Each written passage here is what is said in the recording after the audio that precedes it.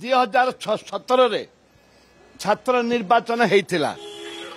जोठे राजनीतिर युवक माने छात्र माने राजनीति को प्रवेश करती से छात्र निर्वाचन में प्रवेश करती 17 टू 2024 होगा निर्वाचन होनी एवं निर्वाचन 18 हबार तत्कालीन सेक्रेटरी मंत्री सरकार ताकू बंद कले अन्य परिस्थिति भल ना बोलिक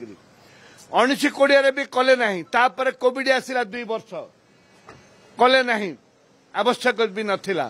तापर दीर्घ 21-22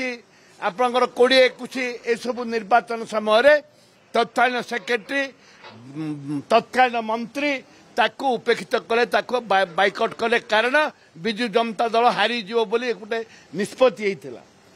जानी से माने ए परिप्रेक्षी तापरे प्रत्येक सामुख्य तैयारी कले प्रत्येक कॉलेज रे बिजु जनता दल गोटे सामुख्य तैयारी हैला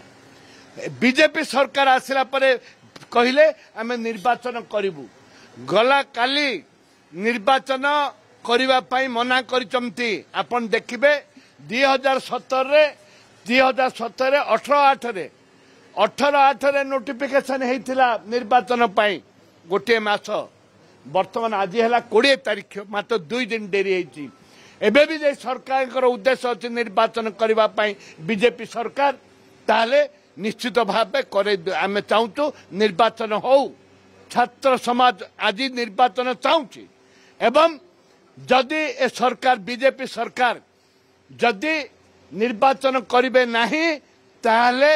युवा कांग्रेस छात्र कांग्रेस कांग्रेस दल आंदोलन करिवो प्रत्येक जगह ओडिशा रे डेमोन्स्ट्रेशन करिवो छात्र समाज एवं युवा समाज जेहेतु आज भिकुम पड़ी नेता आज भिकुम हो गले